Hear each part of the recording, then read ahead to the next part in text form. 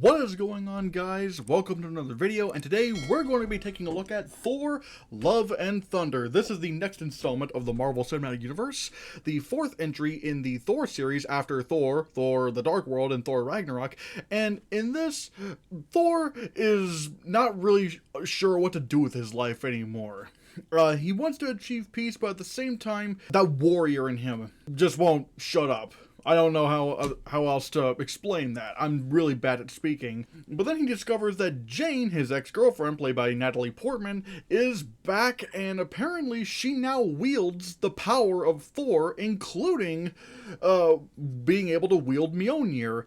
All the while, this thing, I don't think he's human. This being named Gore the God Butcher, played by Christian Bale, is pretty much setting out to just, well, kill the gods. I mean, that's why he's called Gore the God Butcher. I mean, I've been really looking forward to this movie because I'm a big fan of Taika Waititi and Marvel. I mean, I thought Thor Ragnarok was really, really good. I also love a lot of other Taika Waititi projects, including What We Do in the Shadows, and especially Jojo Rabbit. I still think that's his best movie to date. And weirdly enough, so far, Thor: Love and Thunder has been getting good reviews, but not great reviews, especially when compared to the rest of the MCU. Like, currently it stands at 70%, just one number off of the funny number. I really liked it. Do I like it more than Ragnarok? I'm not sure about that. Like, not really in the sense of where it's like, I don't know if it's better than this, but it's like, there are things I feel like Ragnarok did better than this movie, but there are also things about this movie that I thought did better, that I thought were done better than in Ragnarok. Man, I can't speak today. Why can I not make sense of words? Well, I think Ragnarok, definitely had more of a surprise factor to it in how unexpected the humor was. In this, you are more or less expecting the goofiness. And one could argue that, especially around the beginning of this movie, the humor was a little bit overbearing, where it's like, it's this time it is kind of getting in the way of the dramatic scenes in the beginning, I should say. Closer, like, once the movie, when the movie continues on, especially towards the last act of this movie, like, it knows when to tone down the jokes, and it knows when to tone down the silliness. And so, yeah, but I will say the movie initially struggled a bit in balancing humor and dramatic heft. I mean, there are things in this movie that are that probably should have been taken a little bit more seriously in the beginning, but like I said, it does come around in the third act of the film, and somewhere around the middle as well. Obviously, everyone is giving their A game. I mean, everyone's great in this movie, especially Christian Bale as Gore the God Butcher. I mean, look, out of all the things in this movie, I was most excited to see him in this role, because Christian Bale is just flat out one of the best actors working today. I mean, just look at his resume. He is phenomenal as an actor. I still think he should have won Best Lead Actor for Vice over Rami Malek for Bohemian Rhapsody. No offense to Rami Malek, but I mean, Christian Bale is like, he's Christian Bale. And he yucks up every scene he's in. Like, even in scenes where it's a little bit silly, like, you can tell that Christian Bale is having a great time playing this really nasty villain.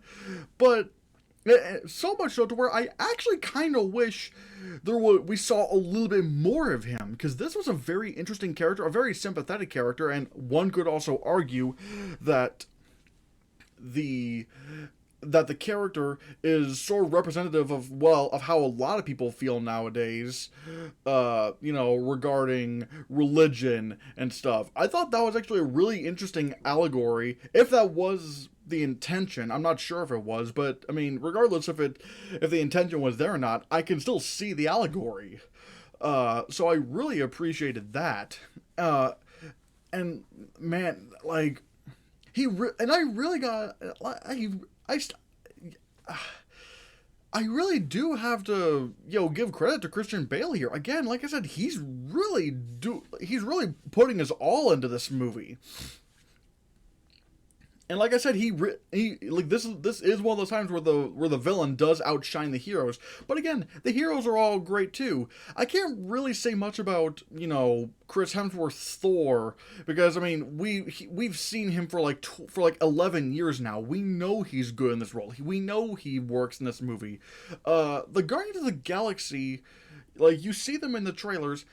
And this isn't really a spoiler, because, like, literally you see it in the trailer. Like, they disappear pretty quickly. Although, like I said, it's not a bad thing. Like, they do serve their purpose. And, yeah, they're not really in the movie other than, like, the first few minutes. But, I mean, they still get their chuckles. I mean, a lot of it really has to do with how they react to Thor. The goats, Jesus Christ. Like, the goats in this movie are really funny. I mean, who knew that a fucking meme from like nearly 10 years ago would now pretty much be in a Thor movie? And it almost, like, this almost, they almost end up being too annoying for their own good. Like, alright, we get the joke. But they quickly manage to be funny again. I don't know what it is, but they do quickly manage to, like, there is a good balance of the goats in this movie.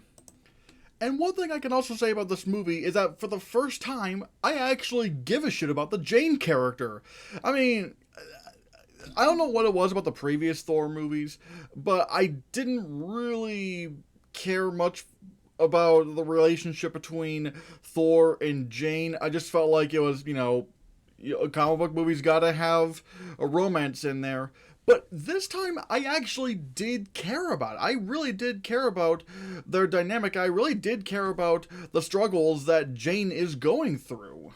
And I can't believe I'm saying this, but one of the funniest aspects of this movie is also sort of a romance thing. I mean, or at least that's how it sort of played out with Thor's hammer Mjolnir and Stormbreaker, and Thor, and it's almost like a love triangle thing. I don't know what it is, but I thought it was really, really funny in the way, like, it gets really weird to where I'm like, what the fuck is happening right now? And maybe that's why this movie isn't really doing it for some people. Maybe for some people this might be too ridiculous. Maybe some of the stuff in this movie might be too ridiculous to take seriously, or at the very least, like, sort of like how I felt around the beginning of this movie.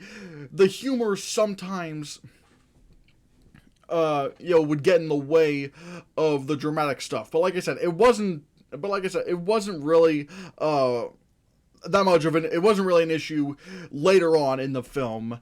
And I gotta say, the visuals, for the most part, are very strong. I mean, for the most part, it's kind of, I will say, sometimes it is pretty standard. Like, you can tell they're on the volume that they were using on The Mandalorian. But then there's some parts where it's like they take advantage of that and go way more stylistic, and you see this in the trailer where it's like almost like Sin City, where it's like Gore, Valkyrie, and Mighty Thor are are fighting Gore. I don't know if I already said that, but they're fighting Gore on this small moon kind of thing, and everything is like in black and white, but there's like hints of color, again, like Sin City, and that, I really like that. I could have actually used a little bit more of that kind of stylization, where it's like, go a little bit more crazy, like sort of like how I liked how Doctor Strange would get crazy sometimes.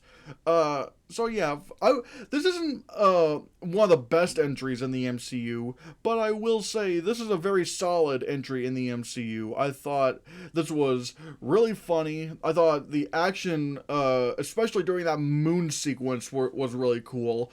And I may, like I said, there are some elements I think were better in Thor Ragnarok, and some elements I thought were better in this film. And one of the things I will probably say was better in this film than in Ragnarok was, I think maybe in terms of the story. The story was probably better in this one than Ragnarok. It feels a lot more personal. It feels, it feels a little bit more grand, especially when you have a villain like Gore the God Butcher. I mean, that's already fantastic. The question is, for you, what do you think of Thor, Love and Thunder? Let me know in the comments below what you think. Thank you so much for watching. Give this video a like, share the video so we can get channel circulated and appease the algorithm gods, or else Gore the God Butcher is going to kill the algorithm gods. Honestly, if Gore the God Butcher were to kill the algorithm gods, that'd probably be better for YouTube. So yeah, peace out and click subscribe. Man, I can't speak.